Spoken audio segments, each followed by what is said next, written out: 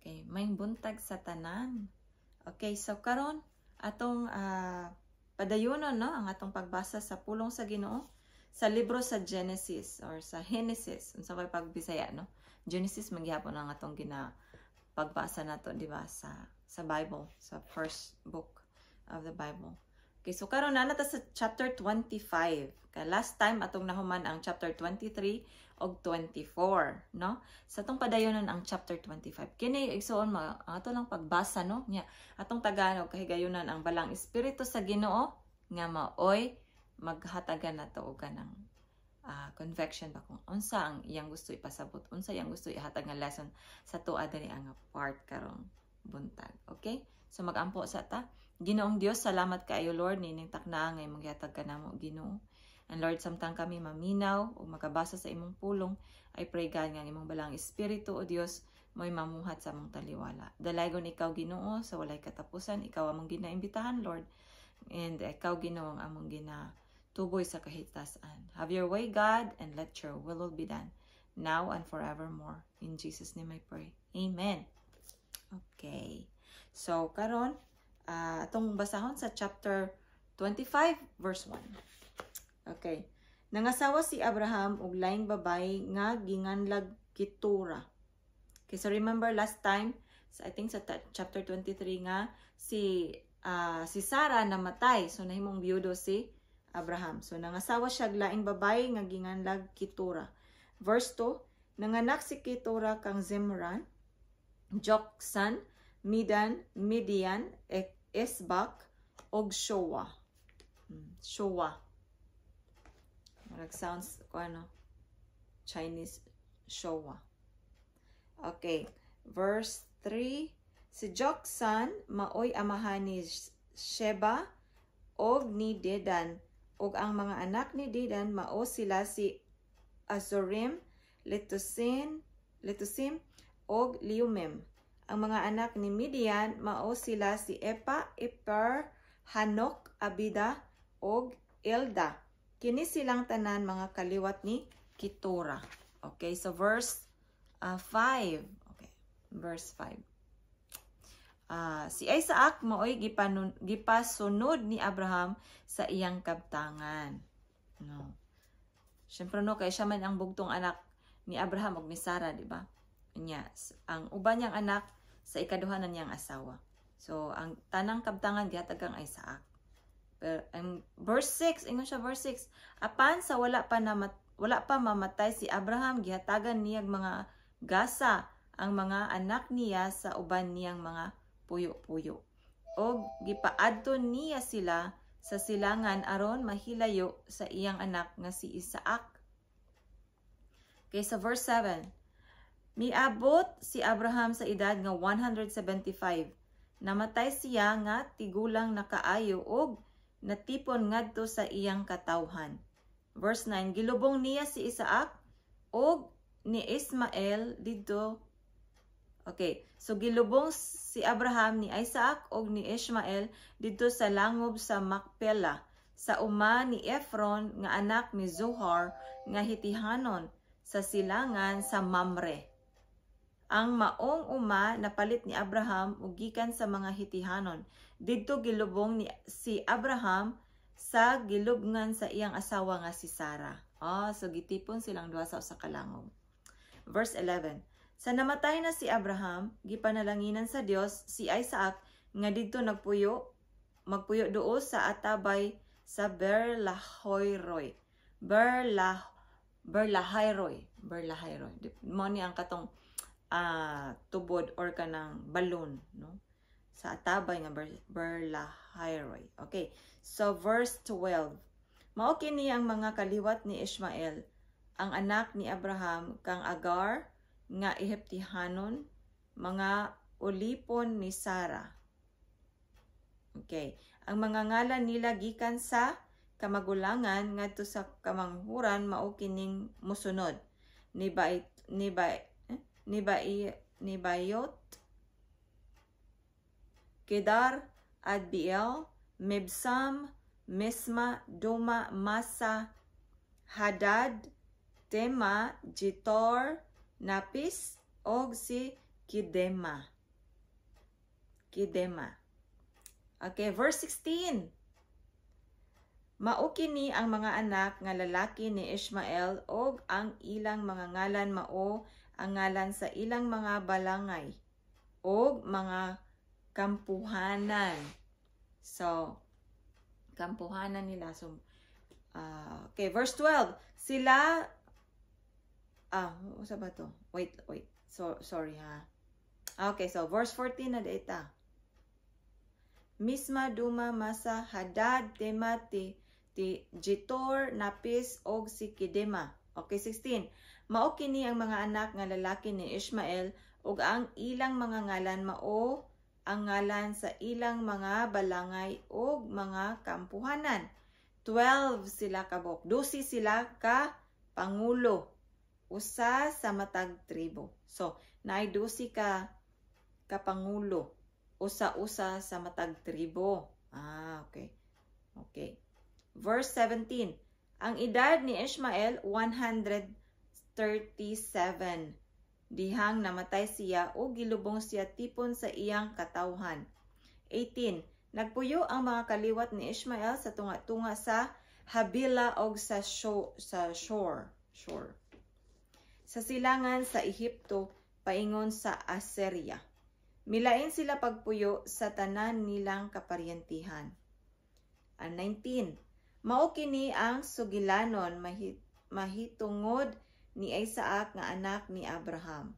Si Isaac nag-edad na og 40 sa dihang nangasawa siya kang Rebecca nga anak ni Betuel. Nga taga Aramea sa Mesopotamia. Mesopotamia. Okay. Oops, sorry. Okay.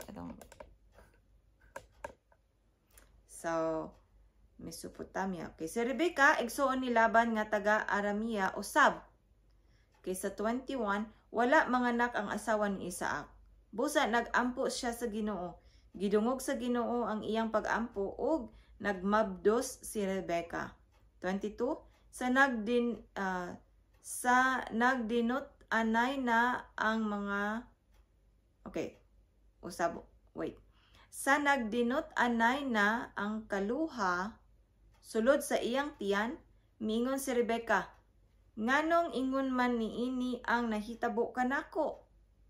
Og nagampo siya sa Ginoo aron mapakisayod kung unsay angay niyang buhaton. Unya miingon ang Ginoo kaniya, duha ka nasod ang anaa sa imong tiyan. Manganak ka og duha ka katawhan nga magkontrahay. Nada siya kambal, no, sa iyang tiyan. Sa una, murag wala pa siya gusto doktor, no, pero kuya kay ba, no, kanang mas murag kapag mag-inquire sa Ginoo, mag-ampo sa Ginoo mo, kigsulti gyud ang Ginoo dayon sila. Pero how much more sa tuwa karon ba nga, di ba ang Holy Spirit sa Ginoo na naman sa tuwa, no, niingon pang Bible, same spirit nga banhaw sa Ginoo kang Jesus dito sa lubnganan, same spirit maupoy na asa nagpuyo sa tuang kinabuhi. Sa diyang gidawat nato si Jesus as Lord and personal Savior. Diba? So, how much more na siya nagpuyo sa tuwa mismo ba? Pero sa'yo makalimot nga na si Jesus sa tuang heart, no? Dili lang ikaw naka-experience na. Bisan ako, night time nga muragalig ka ng mas madunggan na atong kaugalingon, no? Kanang murag ato ang selfish kuan ba? Makalimot nga, ay naamda si Jesus diri magbuot-buot ta ba, no? Pero dapat igso na mag-inquire ta sa Ginoo jud, no? So ako pod naka-learn pug ko ani. So Lord, salamat sa imong pagpahimang, no. Okay, padayon ta. Ang usa mahimong mas gamhanan kaysa usa, ingon ang Ginoo. Ang magulang mahimong sulugoon sa manghod. Kabalo na judaan ang Ginoo before pa sila gipanganak ba, no? Ana ang kakuan sa Ginoo. Verse 24. Nanganak si Rebecca og kaluhang lalaki. Ang unang gianak may pagkapula og pamanit og balihibuon busa ginganlan nila siyag Esau or Esau. 26. Sa pagkataon na sa iyang ikaduha, nagkupot siya sa tikod ni Esau. Busa ginganlan siyag Jacob. Kay nag-edad na og 60 si Isaac sa dihang nangataw sila. So 20 years po lang paabot no, kay di ba 40 ang iyang edad nang asawa siya kang Rebecca. Unya 60 na siya sa dihang nanganak si Rebecca. So 20 years nilang paabot, no? So igsoon kung nagpaabot ka, ayaw og quit, no? Ayaw og undang. Padayon sa pagpaabot sa Ginoo. Kay mo abot ra gyud na ang imong gipangandoy kung padayon lang ka kanang magsalig sa Ginoo. Sama kang Isaw og ang Rebecca, kang Isaac o kang Rebecca. For 20 years sila nagpaabot. And then, nanganak, gitubag sa Ginoo after 20 years. Diba? So, I know nga, lisod mag-wait. Kanang waiting time, bitaw lisod. Pero, pinagi sa grasya, makayanan na yun mo igsoon. Kay padayon ta, kay sa 27, sa dagko na ang mga bata, nahimong batid nga mangangayam si Isaw. Gusto siya magsuroy-suroy sa kapatagan, samtang si Jake or si Jacob, hilumon o gusto nga anha ra sa balay. Pinangga ni Isaac si Isaw kay gusto man siyang mukaon sa mga inayaman ni Isaw. Apan si Jacob, maoy pinangga ni Rebecca. Kay di ra man sa balay, di ba? Kay 29, usa ni ana kaadlaw samtang naglata si Jacob og mga liso, nahiuli si Isaw gikan nga nangayam sa kapatagan. Gigutom siya og miingon kang Jacob, "Pakan-a ako ni anang imong sabawng pula kay gigutom ako." Tungod niini ginganlan siya Edom. Oh wait. Oh, asa naman ko? Oh, sorry. Okay, so sa 30, naguna-una dai ko, sorry kugsoon. Gigutom siya og mingon kang Jacob, "Pakana ako ni anang imong sabawng pula kay gigutom ako." Oh yeah. Tungod niini ginganlan siya Edom. Tama day ko. Kay 31, apan si Jacob mitubag, "Pakanon ko ikaw niini kon ihatag mo kanako ang imong mga katungod sa pagkamagulang." Okay, sa una kung kinamagulangan ka, nakay gitawag nila birthright, no? Nakay ka ng authority. Okay, so sa 32, miingon si Isaw, "Oo, ihatag ko. Unsa may kapuslanan sa akong katungod sa pagkamagulang kung mamatay ako karon sa kagutom." So, gikambyo niya ang iyahang katungod nga sa pagkamagulang sa pagkaon. Okay, so sa 33, si Jacob mitubag, "Panumpa una nga ihatag mo gayud kanako ang imong katungod or imong mga katungod." Okay, busa nanumpa si Isaw og iyang gibaligya kang Jacob ang iyang mga katungod sa pagkamagulang. Okay, 34, unya gihatagan siya ni Jacob og pipila ka buok pan og nilat-ang mga liso. Og gikaon niya kini unya miinom og milakaw. Sa ingon niining paagiha gipakaway bili. Sa ingon niining paagiha gipakaway bili niya ang iyang mga katungod sa pagkamagulang. Okay, iha magikambyo, no? So, kuan ra kay siya murag light ra kay ang iyang katungod nga pagkamagulang kay gibaylo ra ba niyag pagkaon, no? Okay, so mo to ang chapter 25 igsoon. So padayon na to ang chapter 26, okay? So, okay, sa verse 1 ingon, "May lain na usab nga gutom nga miabot ni adtong dapita gawas ni adtong gutom sa panahon ni Abraham. Miadto si Isaac kang Abimelech, ang hari sa mga Filistihanon didto sa Gerar. Unya ang Ginoo mipakita kang Isaac og miingon, ayaw pag-adto sa Ehipto. Puyo sa dapit nga itudlo ko kanimo. Pabilin sa maong dapit kay ihatag ko kining yutaa kanimo og sa imong mga kaliwat." So, ang Ginoo nakig-istorya kang Isaac pod, no? Sama siyang pakig-istorya kang Abraham. Okay, so magauban ako kanimo og panalanginan ko ikaw. Amen. Wow, no? Promise sa Ginoo nga magauban ako kanimo. Ano siya? Og panalanginan ko ikaw. Ibaglisan ako kay lami siya, no? Kanang murag dako siya kuan karon murag mao ni ang highlight, no nga ako ang na kuan nga magauban ako kanimo. Kini para man kang Isaac, no, pwede dyan nato siyang i-claim nga pwede po sa tuwa, no? To boast our faith sa Ginoo ba nga. Ubanan kita sa Ginoo siya, magauban ako kanimo ug panalanginan ko ikaw. Kalami ana, no? Lord, thank you kayo nga ikaw nag-uban ka namo. Sa mga ikaw nag-uban ka nga Isaac kanon sa una, kapod mag-uban ka namo ug magpanalangin ka namo. So salamat Lord. Ko. Tumanon ko ang akong gisaad sa imong amahan nga si Abraham. Okay, 4. Padaghanon ko ang imong mga kaliwat sa makadaghan sa mga bituon sa langit ug ihatag ko kanila kining yutaa. Mga lipuyo unya ang tanang kanasuran sa kalibutan nga panalanginan ko sila sama sa pagpanalangin ko sa imong mga kaliwat. Kay nagtuman man si Abraham sa tanan kong gisugo kaniya. So, ang atong hunaon banong ang obedient gyud really matters to God. Kanang musunod bitaw ta sa Ginoo para kang Abraham ingon ang Ginoo tungod kay nagtuman man si Abraham sa tanan kong gisugo kaniya. Maong panalanginan sa Ginoo. Ug tumanon niyang yang gisaad kang Abraham. Di ba lami kayo ang mga pulong sa Ginoo baka makadasig sa tuwa. Bitaw kang nagkaluya-luya ka kung nagluya-luya ka diha igsoon maminya jud tagpulong sa Ginoo, mabasa tagpulong sa Ginoo para mo balik ang atong kadasigon diha sa Ginoo, no? Kayang pulong sa Ginoo mo transform gyud sa atong kasing-kasing ug mo renew sa atong hunahuna, no? Okay, so sa verse 6 busa mipuyo si Isaac sa Gerar. Unya sa dihang gipangutana siya sa mga lalaking mulupyo sa maong dapit bahin sa iyang asawa, mitubag siya, igsuon ko siya. Gihimo niya kini kay nahadlok man siya nga patyon tungod kang Rebecca, kay guwapa man siya kaayo.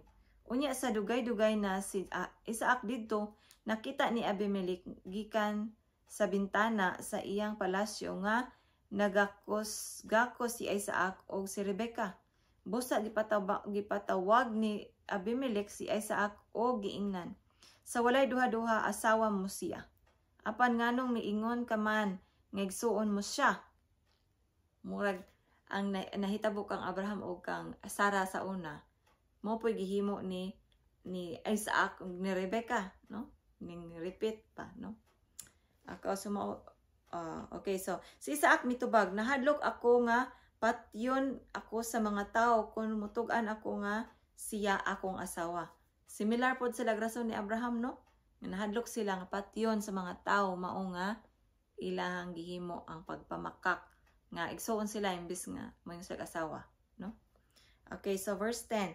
Mingon si Abimelech, nganong gibuhat mo man kini kanako or kanamo? Kung gihilabtan pa sa usa sa akong mga sakop ang imong asawa, makasalaunta kami tungod kanimo. Unya gimanduan ni Abimelech ang tanan tao nga dili nila pasidan-an si Isaac og si Rebecca. Patyon ang magpasipala kanila. Grabe kay pabor ang Ginoo, no? Para kang Rebecca o kang Isaac. Kay mismo si Abimelech ang nagmando nga patyon ang si bisan kinsa nga magpasipala kanila. Okay, verse 12. Unya nag-uma si Isaac sa maong dapit og niadtong tuiga usa ka gatos ka pilo ang iyang naani sa iyang gipugas or sa iyang pinugas kay gipanalanginan man siya sa Ginoo. Wow, 100 ka pilo igsoon. No? So, yatong tuiga usa ka gatos ka pilo, 100, di ba? Usa ka gatos. Kung ang Ginoo mo panalangin igsoon, more than what we can think or imagine jud, di ba? Ang di na to ma-measure ba? Thank you, Lord Jesus. Hallelujah. So karong tuiga 2025, Lord, unsa man ang liso or seed nga imong gusto ipapugas Ginoo, reveal it to us, God, nga kanang amo ang matanom ang maong liso or maong seed, Lord. Either finances or unsa man pa maagi nga seed nga imong gusto nga mong itanom karong tuiga, Lord.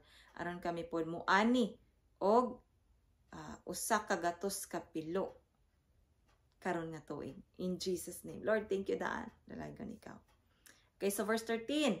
Nagpadayon siya sa pag-uswag hangtod na dato siya pag-ayo. Igsuon na dato siya pag-ayo. Kay nagpadayon siya og gipahimo sa Ginoo sa iya. Nag-umas siya. Okay, so 14. Gikasinahan siya sa mga Filistihanon tungod kay daghan man siyag mga karnero o mga baka. Daghan usab siyag mga ulipon. Busa, gitabunan nila yuta ang mga atabay nga gikalot sa mga sulugoon sa iyang amahan nga si Abraham sa buhi pa siya. So gikalaban na siya ron sa iyang mga silingan kay nasina na sa iya ha.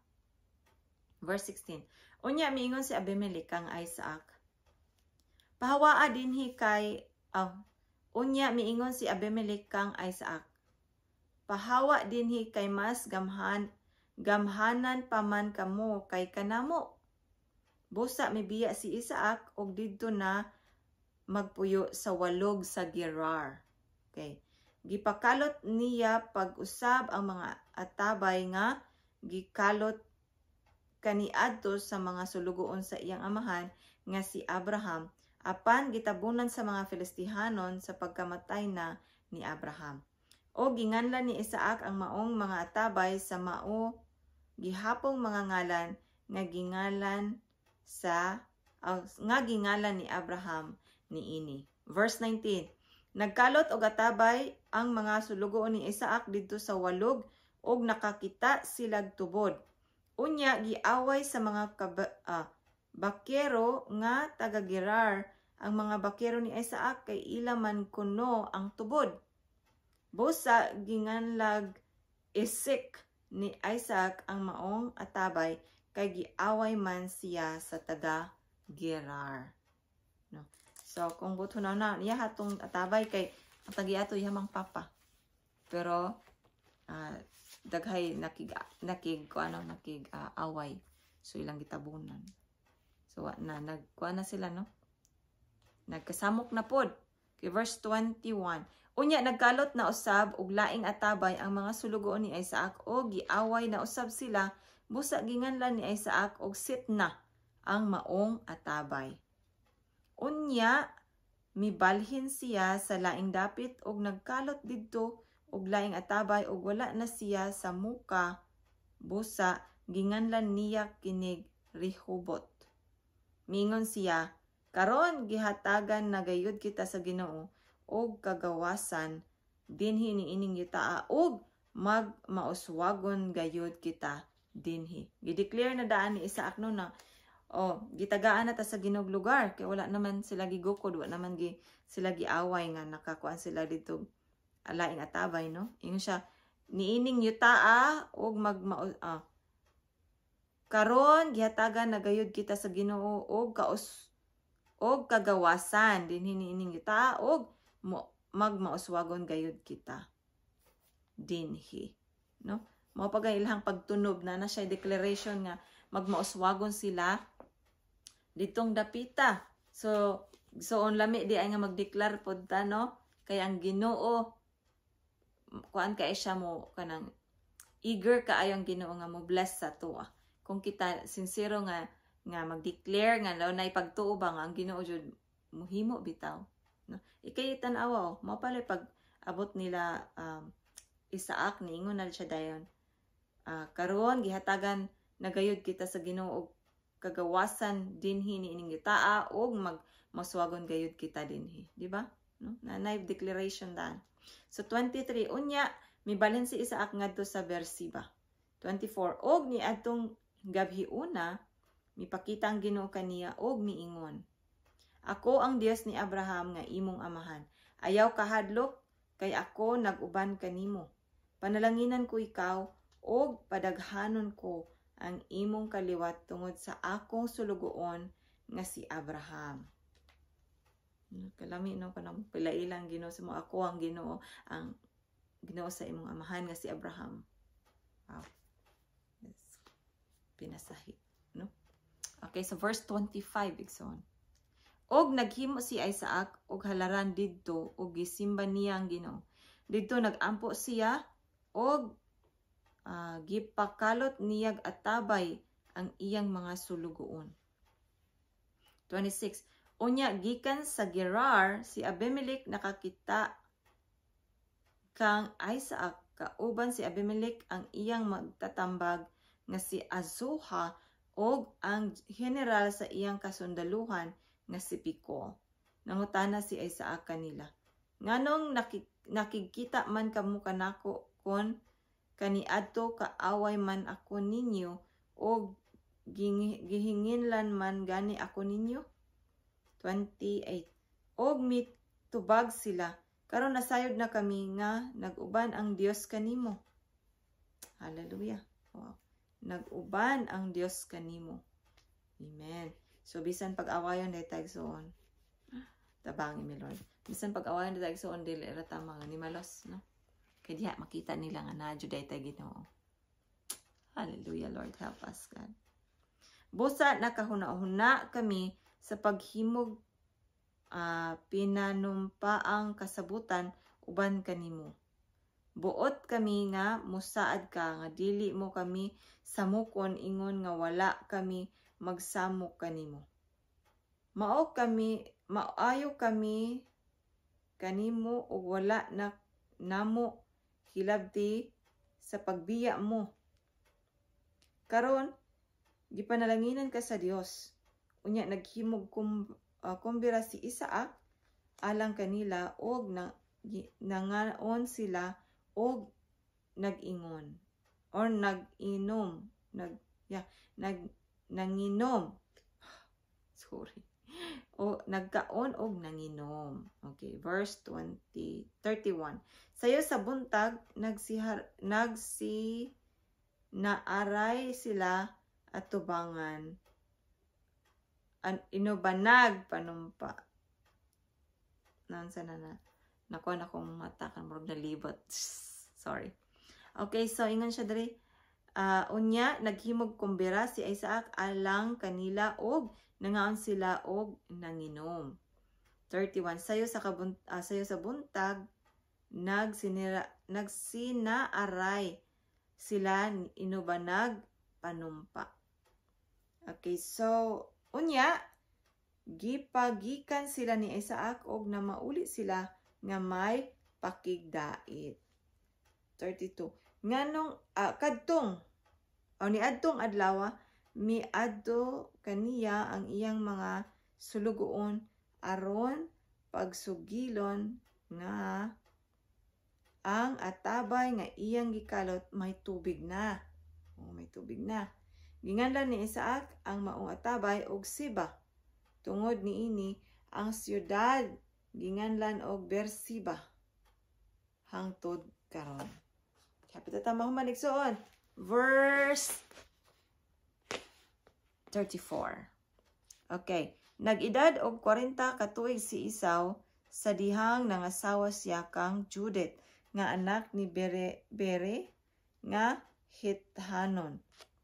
Nangasawa usab siya kang Basimat nga anak ni Elom nga Hithanon usab.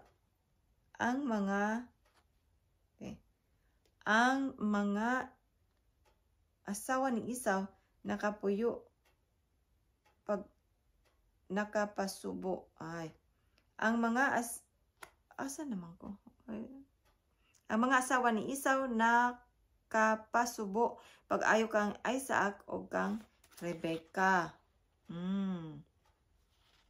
So no, nag-edad na og 40 ka tuig si Esau sa dihang nangasawa siya kang Judith nga anak ni Beersheba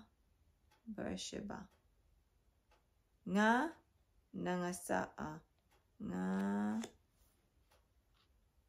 Hithanon. Nangasawa usab siya kang Basimat nga anak ni Elon nga Hithanon. Hallelujah. Kanya ang asawa niya, ang mga asawa ni Esau nakapasubo pag-ayo kang Isaac o Rebecca. O igsoon, diha lang sa takutob no. So nahuman nato ang chapter 25 o chapter 26 sa Genesis. Igsoon kung okay ra sa imuha, palihog kog like and share. Kay ingon pa sila kung imong i-like and share, mas daghan ang makadungog sa pulong sa Ginoo ug daghan ang mapanalanginan. So God bless igsoon, og kung naa kay og dili lisod sa imuha pod, mas maayo pod nga mag-subscribe ka igsoon para ma-update ka sa or ma-notify ka sa next nato nga video nga ato ang i-download para sa pagpadayon og basa sa pulong sa Ginoo nga Bisaya language or sa Bisaya nga lingwahe. Atong lingwahe igsoon, no? Kay mao man ni ato ang kanang naandan gikan pa sa gamay, maglami jud siya balikan para ma-refresh pud ta, no? So God bless you igsoon og diri ra ta kutob. See you next time.